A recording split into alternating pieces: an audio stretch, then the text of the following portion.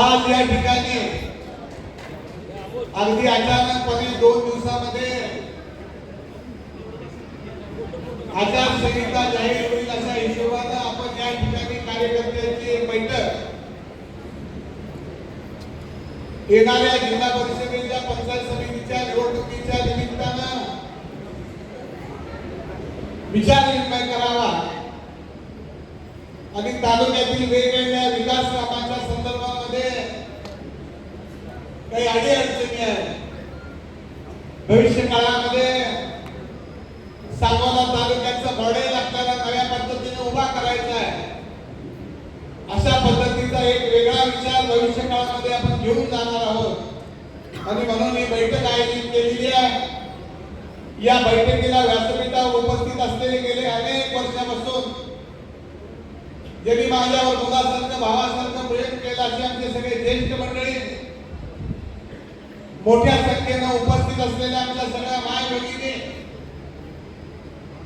सांगोला विधानसभा मतदारसंघातून बाळवणी गटातून आलेले सर्व जीवाभावाचे कार्यकर्ते, या ठिकाणी मोठ्या संख्येनं उपस्थित असलेले आमचे सगळे पत्रकार मित्र, डिजिटल मीडिया, वडीलधारी मंडळी आणि माझ्या तरुण मित्रांनो, आणि मला माफ करा, माझ्या माहितीप्रमाणे बाहेर 1000-2000 लोक जागा नाही म्हणजे बाहेर बसलेले आहेत, त्यांच्यासाठी सुद्धा थोडंसं आज आपण कमी पडलो.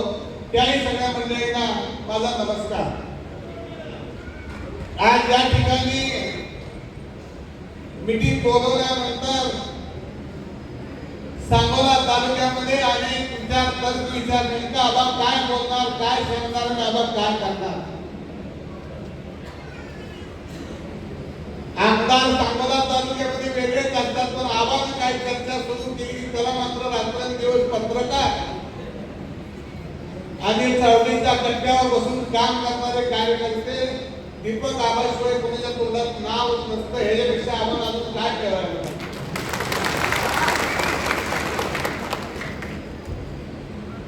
काही मंडळी अनेक वेळेला विचारतात 30-40 वर्षामध्ये दीपक आबांनी काय केलं.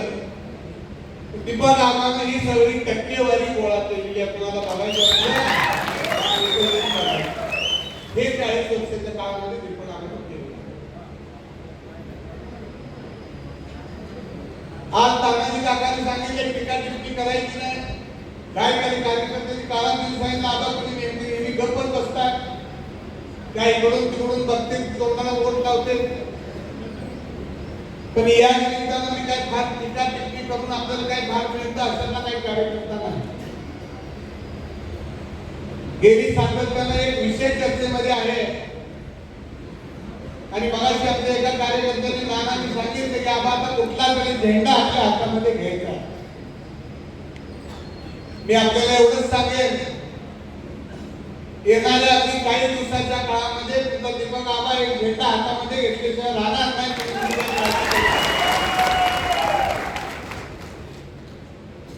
अनेक मंडळींना वाटतंय आबा आमदार व्हायला पाहिजे. हे सगळ्याच कार्यकर्त्यांच्या, माझ्या असेल, शेतकरी कामगार पक्षाचे असेल, बापूंचे असेल, प्रत्येक कार्यकर्त्याला वाटतं की आपला नेता आपला असावा.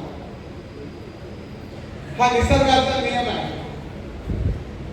पण मी ज्यावेळेला एकाच बसतो त्यावेळेला विचार करतो. मी कालच्या अधिवेशनामध्ये नागपूरला गेलो. माझं स्वतःच कधीच काय काम नसतं. मुंबईला, पुण्याला, दिल्लीला, सोलापूरला 40 वर्षाच्या काळामध्ये सांगोला तालुक्याच्या विकासाचा असेल, कार्यकर्त्याच्या अडचणीत असेल, हीच कामं मी माझ्या आयुष्यामध्ये आजपर्यंतच्या काळामध्ये केली. नागपूरला गेल्यानंतर तुम्हाला सगळ्यांना अभिमान वाटेल की माझं दिलेलं पत्र आजपर्यंतच्या काळामध्ये कधी रिकाम्या हातात आलं नाही.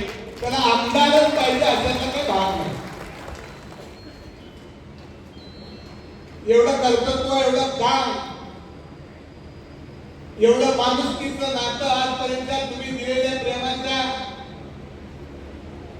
शिदोरीवर तुमच्या दीपक आबांनी आजपर्यंतच्या काळामध्ये या ठिकाणी मिळवलेला आहे. आजच्या मीटिंगमध्ये अनेक विषय, टेम्पो मैसाची काय राहिलेली काम आहेत.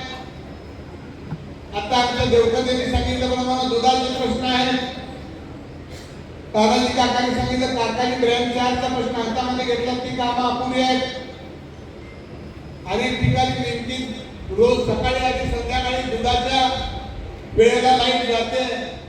पहिले थोड्या शंकर अजून सांगोला तालुक्यामध्ये लाईट मिळत नाही. बरीचशी शेतकऱ्यांची असतील अडचणीची कामं आपली शिल्लक राहिलेली आहेत. सांगोला तालुक्यामध्ये आपल्या तरुणांच्या हाताला काम मिळेल असं मोठी MIDC आपल्याकडे अजून तयार झालेली नाही. समग्र हिंदुस्थानातील लोक आपल्या सांगोला तालुक्यामध्ये येतात आणि ते रोजगार करतात आणि ते इथे येऊन जमिनी घ्यायला लागलेले आहेत. अशा प्रकारची आपली सांगोल्याची भूमी असताना माझ्या तालुक्याच्या तरुणांच्या हाताला काम मिळत नाही, हे खंत असलेला मी कार्यकर्ता. मला नेहमी म्हणावं त्यामुळे वाटतं, सांगोला तालुक्यामध्ये आपली 22 तारखेची MIDC असावी, एखादा मल्टी स्पेशालिटीचं हॉस्पिटल मोठं असावं. माझ्या जीवनभराच्या काळामध्ये 100 लोक 500 लोक मला भेटली तर 80% लोकांसाठी मला मिरजला असेल, सोलापूरला असेल, पुण्याला असेल दवाखान्यामध्ये फोन करावा लागतो. त्यावेळेला मी विचार करतो की ह्या सगळ्या सोयी माझ्या तालुक्यामध्ये का नाही. यापेक्षा दुसरा कुठलाही विचार माझ्याकडे आजपर्यंत काळामध्ये माझ्या डोक्यात नाही. आणि हे सगळं करायसाठी हा राजकारणाचा प्रपंच कैलासवासी काकाजी केला, काकीनी केला आणि त्यानंतरच्या काळामध्ये मी असलेला तुझे मला पैसे आपल्या सगळ्यांच्या आशीर्वादाने या ठिकाणी हे काम आम्ही आजपर्यंत काळामध्ये करायचं ठरवलेलं आहे. कार्यकर्त्यांनी आपल्या अनेक भावना या ठिकाणी व्यक्त केल्या. राजकारणामध्ये काम करत असताना थोडासा स्वभाव माझा आपल्या सगळ्यांनाच माहित आहे. त्यामुळे आजपर्यंतच्या काळामध्ये आमच्या मोठ्या बहिणीची चिठ्ठी आलेली आहे, तू पहिल्यांदा सगळ्यांच्या पुढे माफी माग की आजपर्यंत माझ्याकडे बोलून कार्यकर्त्यांना काही चुकीचं केलं असेल तर तेव्हा त्यांनी फार मोठं मनावर घेऊ नये म्हणून आमच्या चारुताईची चिठ्ठी आलेली आहे. मला सासूवर खात आहे, त्याच्यामुळे मी आमच्या चारुताईचं ऐकून माझ्याकडून काही चुकून काही गेला असतो मी कार्यकर्त्यांची माफी मागतो. कारण माझ्यासाठी नसते, कोण तो बसलेला असते कुणीतरी. आता तुम्ही मला सांगा, मी मध्ये आजारी पडलो, सगळ्यांनाच माहिती आहे. मी 40 वर्षामध्ये बिघाडे पत्रकार एक इंजेक्शन औषधाची गोळी कधी घेतली आणि मागच्या आठवड्यामध्ये आजारी पडलो आहे इलेक्शन मध्ये. सगळे डॉक्टर सगळ्या तपासण्या झाल्या, इनामदार डॉक्टर झाले, ब्रह्मपूर तालुक्यातले झाले, पुण्यातले झाले आणि सगळ्यांनी सांगितलं तुम्हाला 2च गोष्टीची गरज आहे, 6 तासाची झोप आणि 8 तास मोबाईल बंद. आता मी काय करायला पाहिजे तेवढं तुम्ही सांगा. तर पत्रकार मंडळी आहेत, मी माझं कोण काय ठेवत नाही. मला आज पण काय आजार नाही. मला अनेकांना काहीतरी वाटत असेल मला शुगर नाही, BP नाही, माझ्या तब्येतीची तुम्ही काळजी अजिबात करू नका. मी लय गरजेची आहे, माझी काळजी करणारे तालुक्यात जात आहे. आबा काय करतात ना, आबा कुठं तुम्हाला काय करायचं, आबा काय करणार, तुमचं झालं काय. माझी करायला ठरवायला समज आहे. आबा कुठल्या पक्षात जाणार, तुम्ही काय ठरवा तुमच्या पक्षाचं. माझ्या तुम्ही काय काय ठरवी ना, ही माझा पक्ष आहे. करा की त्या दिवशी मुख्यमंत्र्यांनी सांगितलेलं या जिल्ह्याचे पालकमंत्री सन्माननीय गोरे साहेब आहेत, त्यांनाही सांगितलं की आजपर्यंत मी अनेक मंडळींच्या बरोबर काम केलं, तर पुढच्या बरोबर काम करायचं मी ठरवलेलं आहे. आणि नागपूरच्या अधिवेशनामध्ये तुम्ही एक फोटो बघितला असेल अधिवेशनाच्या काळामध्ये. आणि म्हणून मी आज सांगेन की येणाऱ्या जिल्हा परिषदेच्या निवडणुकीमध्ये मी आणि बाबासाहेब देशमुख आम्ही दोघं मिळून हातात हात घालून जाहीर करतो.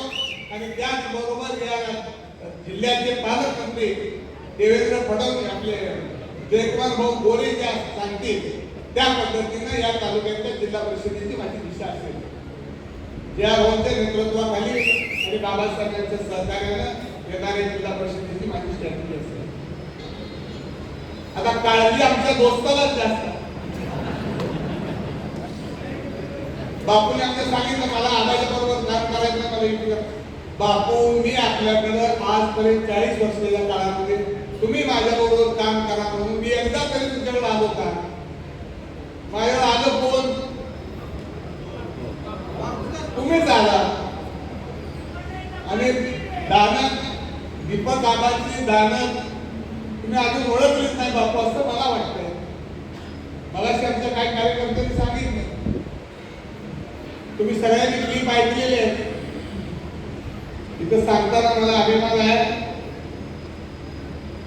की जिल्हा परिषदेमध्ये काम करत असताना आमच्या अनिल मोठे इथं आहे त्यांना मला माहित नाही, धनगर समाजाच्या एका मेंढराजाचं पोरगं उठवलं, जिल्हा परिषदेचं सदस्य केलं आणि जिल्हा परिषदेला सभापती केलं. ही दानक दीपक आबामध्येच असू शकते, इतर कुठल्या पदावर असू शकेल. गणेश कांबळे नावाचा आमचा बौद्ध समाजाचा एक कार्यकर्ता आहे का इथं? 400 मतांचं गाव आहे, 700 मतांचं काय जवळा गटात आहे का? हा, ही गणेश कांबळे. हे जिल्हा परिषदेला सगळं गाव आलं माझ्या घरावर गणेश उभा करा म्हणून सांगितलं. त्याची परिस्थिती कुठली आहे, ही जात कुठली आहे मला माहित नाही. मी त्यावेळेला शब्द दिला आणि गणेशला जिल्हा परिषदेचे सदस्य केले. त्यामुळं कुणाला कुठं निवडून आणायचं ह्याचा नाद दीपक आबाचा अजून पण तुम्ही करू नका. आता इथे अनेक मंडळींनी काय गोष्टी सांगितल्या, ठीक आहे, त्याच्याबद्दल काय मला म्हणायचं नाही. परंतु मला काळजी आहे की भविष्यातला सांगोला तालुका आपण घडवला पाहिजे. काल 2-3 वेळेला सांगितलं की आबा सोडून आम्ही सगळ्याच्या भिंती करणार आहे वगैरे वगैरे वगैरे सांगितलं. आता मी मागच्या वेळेला सांगितलं बापूच्या बाबतीमध्ये, आज बापूला अजूनही मिळत आज टीका टिप्पणी, बापू माझा वडील गाव आहे, मी टीका टिप्पणी करायचं असं ठरवलेली आहे. खूप त्याचं लय मत आहे, मी आज त्या टीका टिप्पणी बापूवर करणार, पण काही गोष्टी मला सांगायला लागणार, खरं बोललं पाहिजे तुम्हाला. आता बापू तुम्ही कुणा कुणाला नादाला लावलं हे सगळ्यात तालुक्याला नवं राज्याला माहिती आहे. पण मला तुम्हाला सांगायचं आहे, तुम्ही राव तुमच्या डिग्याला सुद्धा नादाला लावलं. डिग्या म्हणजे आमचा डिगू बापूचा पोरगा, त्याला नादाला लावलं. तुला जिल्हा परिषद तू गपचूप बस, तू गपचूप बस, आणि हळू सोलापूरला जाऊन त्याचा मतदारसंघ रिझर्वेशन टाकलं. आता ही पटतंय का सांगू तू? अहो मी बापूला सांगणार आहे, बापू तुमचं पोरावर खरंच प्रेम असेल तर उघडपणानं माझ्या वटीत टाका डिगोला, जवळे गटातनं कमळाच्या चिन्हावर त्याला निवडून आणून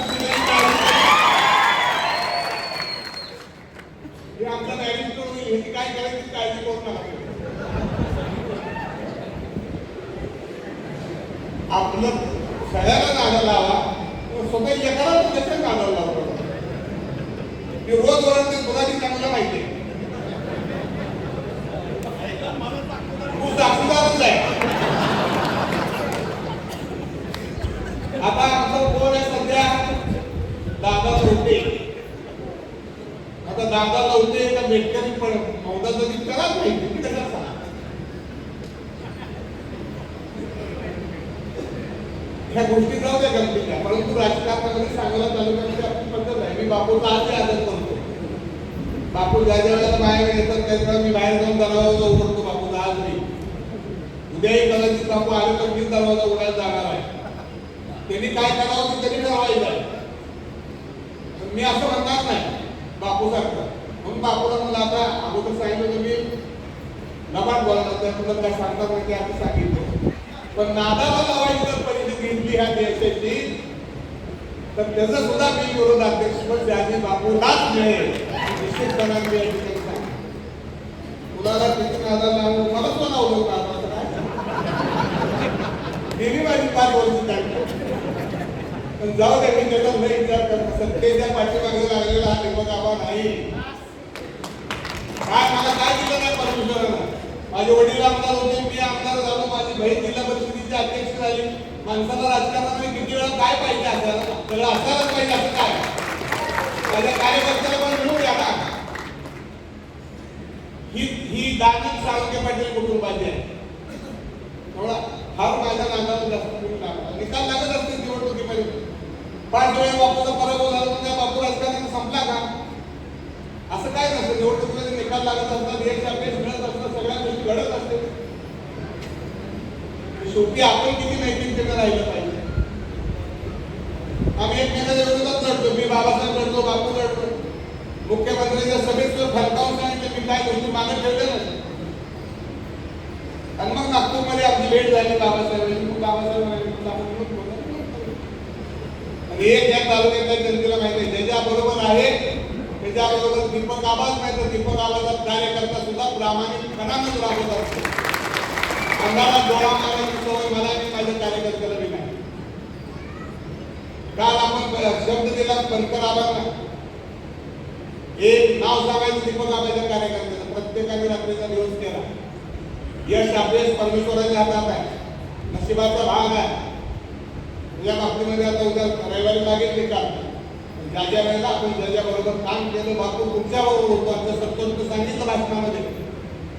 आणि मला आठवलं सुद्धा आम्ही इतक्या भूका लागलेल्या होत्या त्या विधानसभेच्या निवडणुकीमध्ये 2 दिवस जेवढं म्हणतो. संतोषला सांगितलं तुझ्या घरी जेवायला येतो, दिल्ली बायको गावाला गेली, त्याने गावात गोळा करून दाखवले आणि आम्ही दोघं जेवलो. सांगितलं करायचं संतोष. अशा राजकारणामध्ये अनेक गोष्टी घडत असतात, आपण ठरवून काहीच होत नसतं. जसा जसा पुढचं आपल्याला येतं तशा पद्धतीने आपल्याला त्या प्रक्रियेमध्ये सहभागी व्हायला लागतं. मी राजकारण करत असताना आजपर्यंत जनतेच्या कार्यकर्त्याच्या हिताचं केलं, तालुक्याच्या हिताचं केलं. अनेक विकासाची कामं त्याच्या बाबतीमध्ये भरपूर काही कामं करायचे.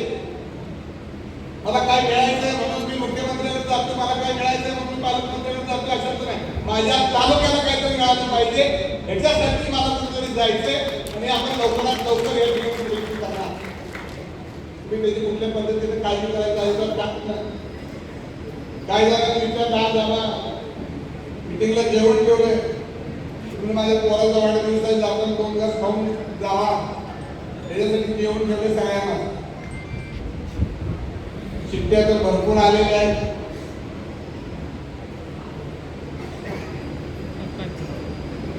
या ठिकाणी बऱ्याच मंडळींनी भाषण केली, अनेकांना पद देण्याचा आपण प्रयत्न केला. नगरपालिकेची निवडणूक पार पडली, त्यामध्ये मला सगळ्यांना संधी देता आली नाही, काही जणांना माघार घ्यावी लागली.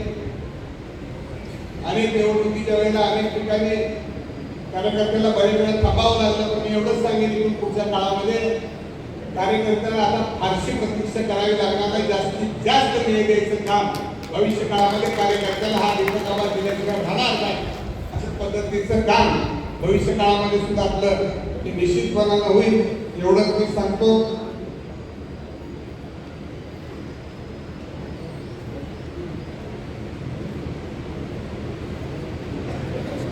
बाकी पत्रकार मंडळी या ठिकाणी आहे. सगळ्यापेक्षा मी फक्त भेटतो पत्रकाराला, फारशी भीती वाटत नाही, कारण मी आज माझ्या ऑफिसमध्ये आपण सगळे पत्रकार आलेला आहात. एक बोर्ड लिहिलेलं आहे आगे मस्ते, वाचलाय का समोर काय बोर्ड लिहिलंय, काय लिहिलं सांगू. एकदा खोटं बोललं की सारखं खोटं बोलावं लागतं. माणसानं नेहमी खरं बोलावं, म्हणजे आपण काय बोलतो हे लक्षात नाही ठेवलं तरी चालतंय. त्यामुळे मी माझंच वाक्य येते, माझ्या कार्यकर्त्याचं वाक्य, त्यामुळे मला लक्षात ठेवायची काय किंवा गरज नाही. बोलतो ते मी करतच असतो, कोणाची काही नाही म्हणत नाही किंवा त्यातनं माघार पण कधी घेत नाही. चुकलं असतं तरी सांग मी चुकलेलं आहे. ही माझी 40 वर्षांची काम करण्याची पद्धत आहे. परवाच्या दिवशी मीटिंग ठरली मी नागपूरला असताना आणि सगळ्याला निरोप दिलाय.